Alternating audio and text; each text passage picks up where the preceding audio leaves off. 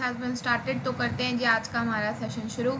तो गाइस सबसे पहले काम आप लोगों ने ये करना है, अगर आपने अनअकैडमी को डाउनलोड नहीं कर रखा तो आज ही जाके अनअकैडमी को डाउनलोड कर लो, which is India's largest learning platform.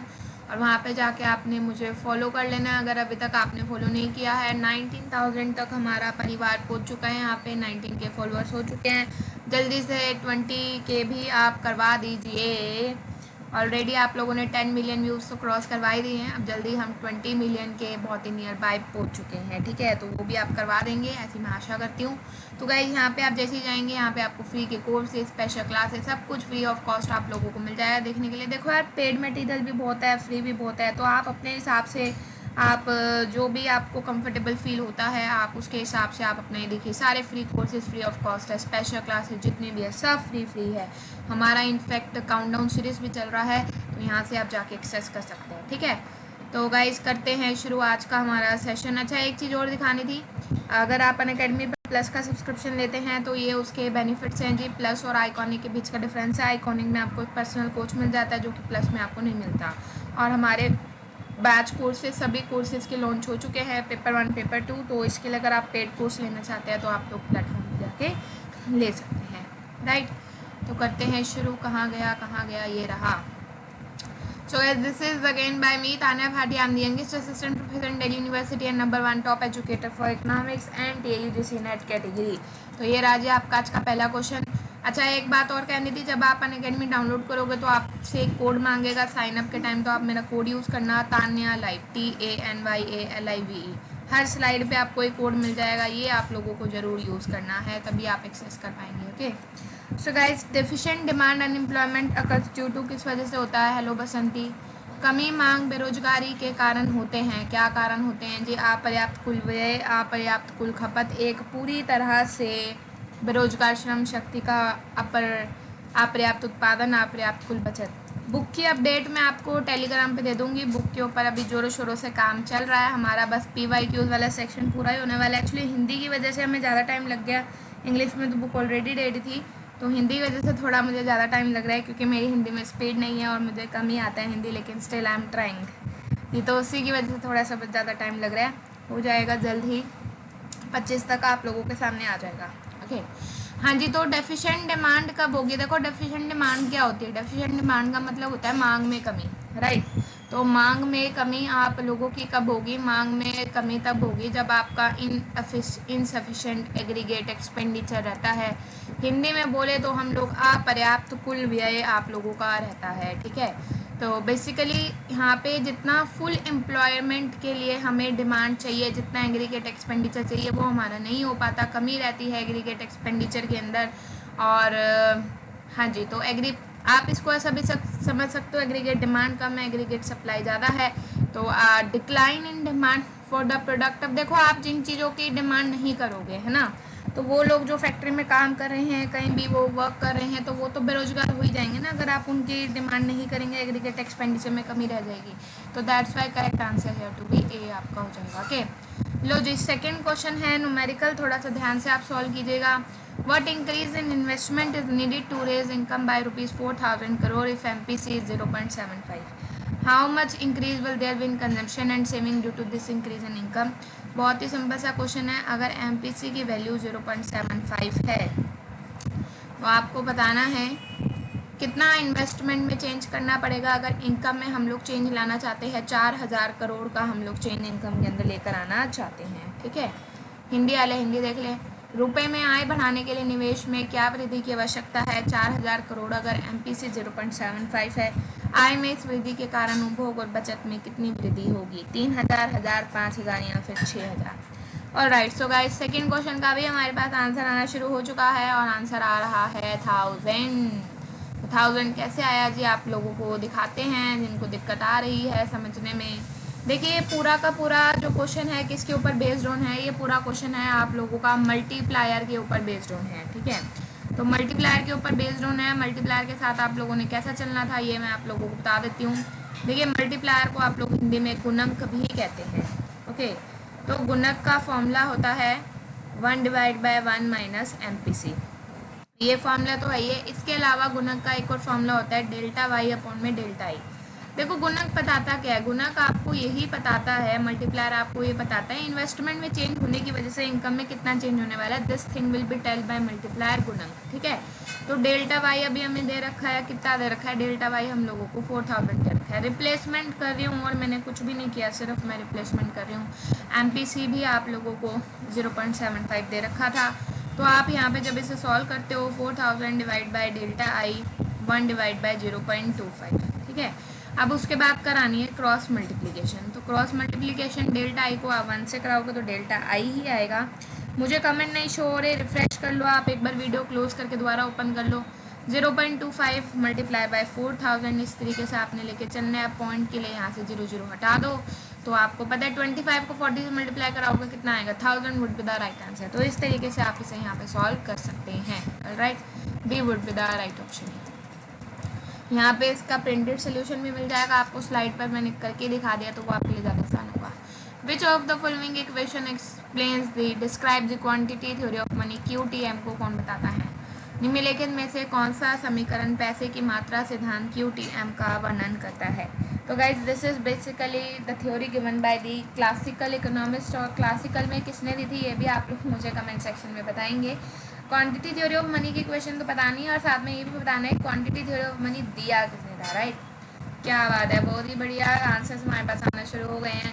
देखिए इन्होंने एक क्वेश्चन दी थी M B is equal to P T, तो टी को हम लोग रिप्लेस कर सकते हैं, वाई से रिप्लेस कर सकते हैं M B is equal to P T में। जहाँ पे एम बी आप लोगों का सप्लाई ऑफ मनी हो जाता है, पी टी आप लोगों का डिमांड फॉर मनी हो जाता है। तो देखो हर मार्केट का इक्विलिब्रियम कहाँ होता है, हर मार्केट का इक्विलिब्रियम होता है जहाँ पे मांग और पूर्ति मिल जाती है, डिमांड और सप्लाई आपस में मिल जाती है।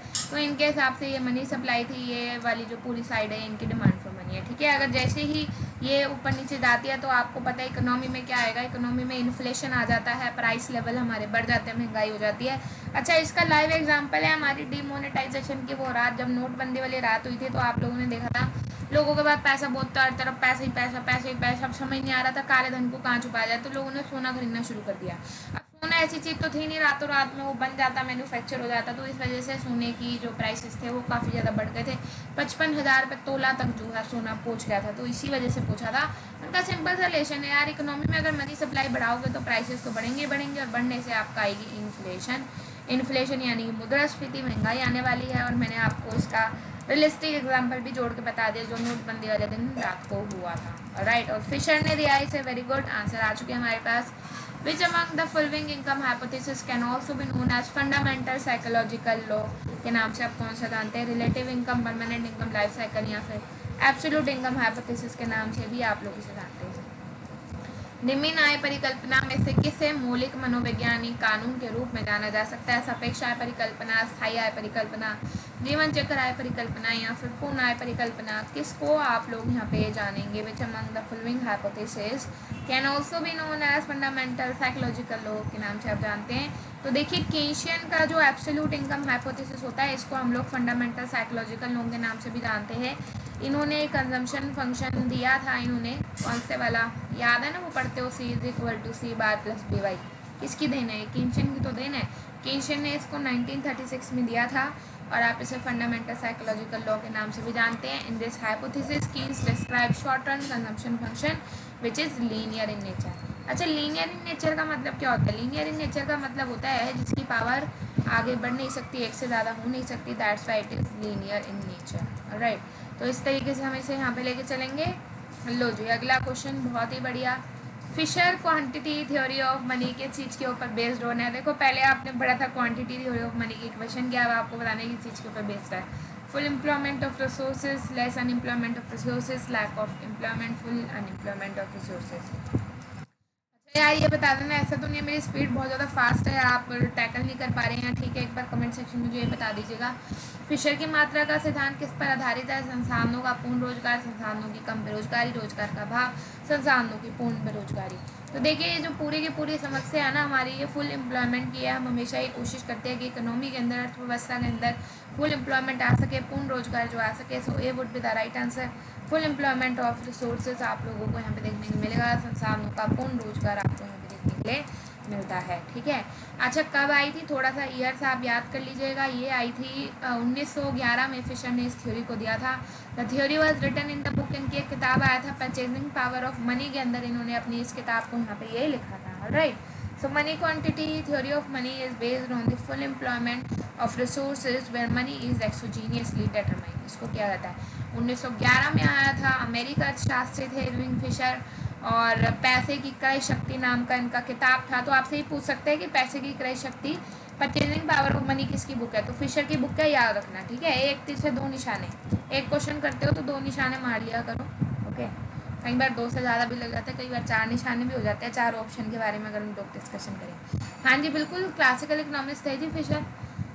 लो जी, 6 क्वेश्चन आप लोगों की स्क्रीन के ऊपर, ज़्यादातर 6 क्वेश्चन इस तरीके का क्वेश्चन देख के बच्चे डर जाते हैं, लेकिन आज मैं आपको इसके सिखाऊंगी शॉर्ट ट्रिक।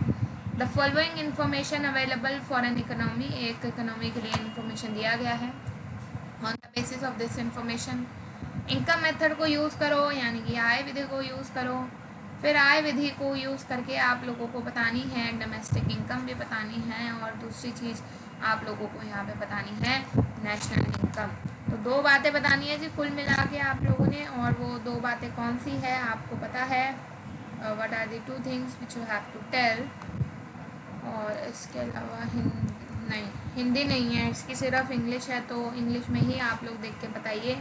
कुछ आइटम्स आप लोगों को दे रखी हैं, आइटम्स में आपके पास क्या क्या है जी, वेजेस है, रेंट है, डिविडेंड है, मिक्स्ड इनकम है, और अनडिस्ट्रीब्यूटेड प्रॉफिट है, सोशल सिक्योरिटी कंट्रीब्यूशन है, कॉर्पोरेट प्रॉफिट टैक्स है, और net factor income from abroad आप लोगों को यहाँ पे देखने के लिए मिलता है। ठीक है, ब्लर हो रहा है, देखो भाई जिसकी वीडियो क्लियर नहीं आ रही उसको मैं एक हल बता देती हूँ, क्या करना है आपने सोल्यूशन बता देती हूँ। मतलब ऊपर जाओ, 3 डॉट होंगी वीडियो के, ठीक है, ऐसा 3 डॉट होगी, फिर 3 डॉट पे आप क्लिक करना, क्लिक करने के बाद वहाँ पे क्वालिटी का ऑप्शन आएगा आपके पास।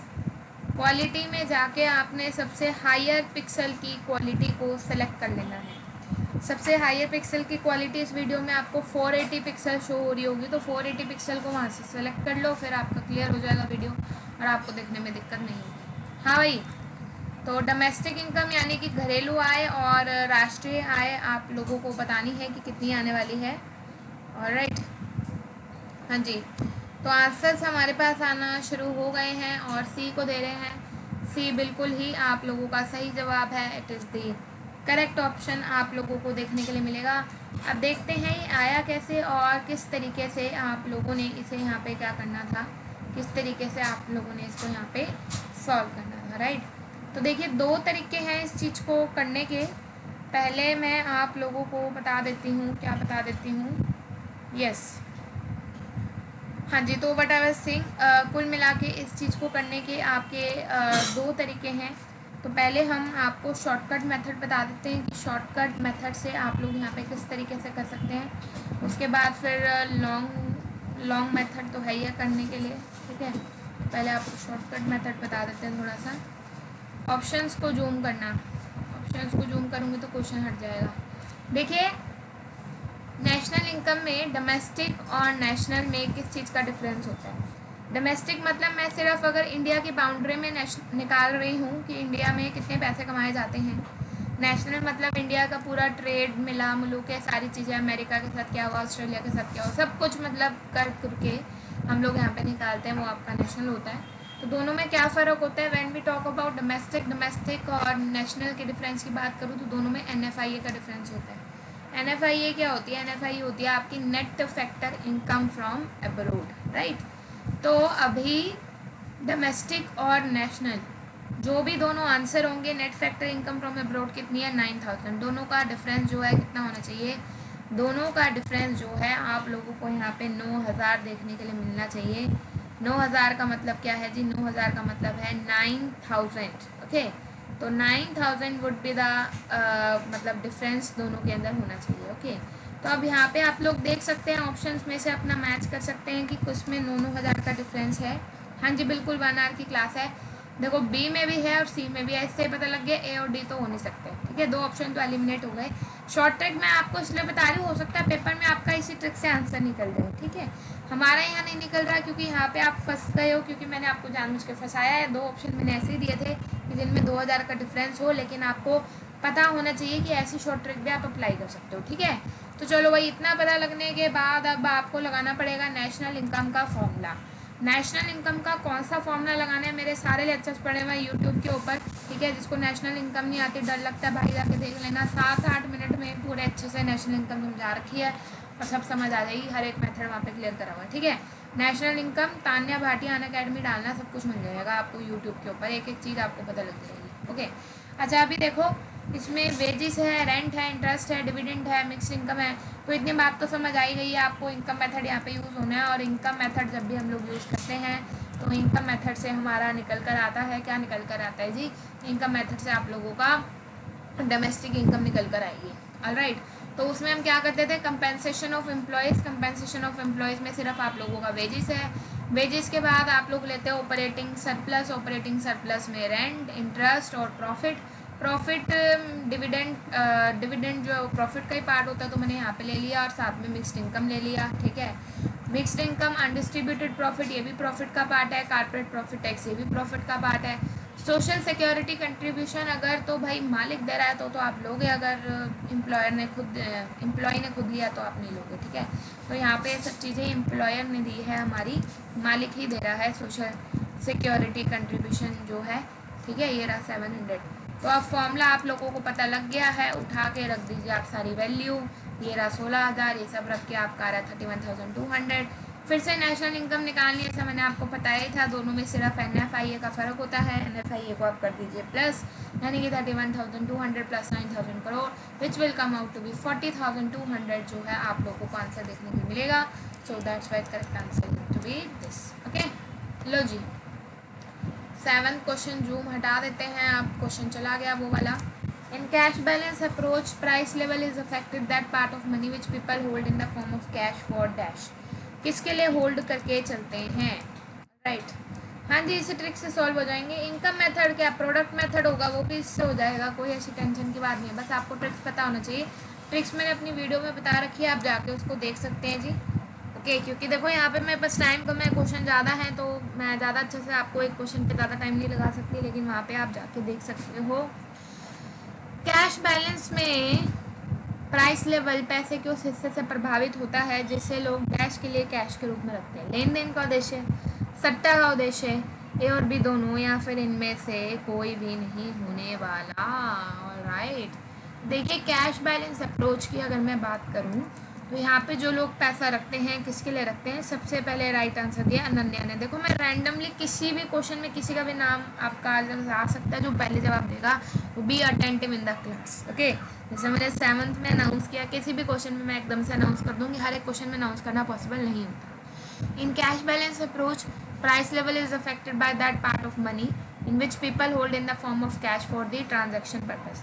देखो ट्रांजैक्शन पर्पस क्या होती है, जो रोज़मर्रा की डे टू डे ट्रांजैक्शन के लिए आप लोग पैसा लगाते हैं, तो वो होती है आप लोगों की transaction purpose, that is MB suggested by the classical theory ने इसे यहाँ पे क्या करा है, सजेस्ट यहाँ पे किया है, राइट। लो जी अगला क्वेश्चन, उसके बाद classical economist believe that in the long run there will always be full employment, less unemployment, lack of unemployment, या फिर फुल एम्प्लॉयमेंट यहाँ पे रहने वाली है। हिंदी वाले हिंदी देख लें। शास्त्रीय अर्थशास्त्रियों का मानना है कि लंबे समय से हमें हमेशा डैश रहेगा, क्या रहेगा, पूरी बेरोजगारी रहेगी, कम बेरोजगारी रहेगी, रोजगार की कमी रहेगी, पूर्ण रोजगार रहेगा। बड़ा आसान क्वेश्चन है जी। लॉन्ग रन में क्लासिकल इकोनॉमिस्ट का क्या मानना था, देखो क्लासिकल इकोनॉमिस्ट ने बोला था चाहे तो भैया शॉर्ट रन हो चाहे लॉन्ग रन हो, पूर्ण रोजगार रहने वाला है, फुल एम्प्लॉयमेंट रहने वाला है, क्योंकि इकोनॉमी के अंदर अनएम्प्लॉयमेंट नामक चीज़ एग्जिस्ट ही नहीं करती। Supply creates it's on demand, आप जो कुछ भी बना रहे हो बिक ही जाएगा, तो फिर भाई जब देखो अनएम्प्लॉयमेंट कब आती है, कुछ बनाए वो ना बिके, ठीक है, उससे आती है अनएम्प्लॉयमेंट बेरोजगारी। लेकिन यहाँ पे तो उन्होंने बोला था कि कोई केस है ही नहीं आप लोगों का, अगर थोड़ी बहुत कोई अनएम्प्लॉयमेंट रहेगी भी तो that will be a case of short run, long run में तो मतलब ही नहीं है। और केन्स ने बोला लॉन्ग रन की तो बात ही मत करो, we all are dead in the long run, हम लोग तो मरने वाले हैं सभी लॉन्ग रन के अंदर, तो आप ना ही बात कीजिए तो ये बढ़िया रहेगा, ठीक है। तो इस तरीके से इन्होंने बताया था। लो जी अगला question, in speculative demand money it is demanded for investment purpose and the demand for money this is a function of income, function of production, function of rate of interest या फंक्शन ऑफ कंजम्पशन का ये रहने वाला है। अब हिंदी वाले learners Hindi देख लें। सट्टा मांग में धन निवेश के उद्देश्यों के लिए मांग की जाती है और पैसे की मांग डैश का कार्य, आय का कार्य, उत्पादन का कार्य, ब्याज की दर का कार्य, खपत का कार्य। देखिए स्पेकुलेटिव डिमांड फॉर मनी का कॉन्सेप्ट लेके आए थे किंशन, और किंशन ने 3 चीज़ें बताई थी। 3 चीज़ें कौन कौन सी? एक तो स्पेकुलेटिव डिमांड फॉर मनी है, दूसरे और कौन 2 पर्पस है, ऐसे कौन से 2 पर्पस है जिनके लिए डिमांड फॉर मनी यहाँ पे चाहिए होता करते हैं लोग, डिमांड फॉर मनी करते हैं, और 2 पर्पस ऐसे कौन कौन से हैं? ठीक है, बिल्कुल आंसर आप लोगों का सही है। We talk about speculative demand for money, speculative function होता है आप लोगों का रेट ऑफ इंटरेस्ट का, यानी कि ब्याज की दर का इसके साथ संबंध है। ओके, और मैं आपसे ही पूछ रही थी और कौन कौन से 2 पर्पस है जिसके किन्स ने नाम लिया था, ये किसी ने नहीं बताया। हाँ ये हुई ना बात। देखिए इन्होंने कुल मिला के 3 बातें बोली थी। 3 बातें आपको पता है, एक है हमारी ट्रांजैक्शन डिमांड फॉर मनी, दूसरा है हमारा प्रिकॉशनरी डिमांड फॉर मनी, तीसरा होता है हमारा स्पेकुलेटिव। ठीक है, फर्स्ट इज योर ट्रांजैक्शन, दूसरा है हमारा प्रिकॉशनरी, और तीसरा है हमारा यहाँ पे स्पेकुलेटिव। राइट, तो यहाँ पे जो क्वेश्चन था वो स्पेकुलेटिव से था, which is a function of rate of interest, वो मैंने आप लोगों को बात पहले ही बता दी है। ओके, लो जी अगला क्वेश्चन है न्यूमेरिकल, और इसके लिए मुझे थोड़ा सा और जूम हटाना पड़ेगा तो ही आपको क्लियर हो पाएगा। लो जी देखो ये क्वेश्चन ऐसा है ना,